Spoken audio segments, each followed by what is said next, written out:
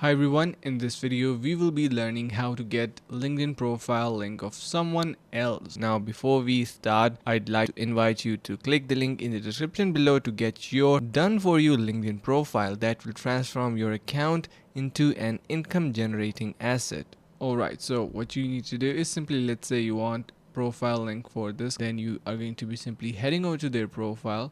You will be able to see that there is no option to copy their profile link in here. Even if you go to more, you have this save to PDF and other options, but you cannot see any profile link. And you can copy their link by simply heading over to your URL box on the top of your page, and here you can see the link is already displayed in there. You need to copy it. You can see we are going to be copying it, and then if I head over to a private tab and enter their profile link, and that is how easily you can get someone else's profile link. Do not forget to click the link in the description below to get your done for you LinkedIn profile. So thank you so much for watching.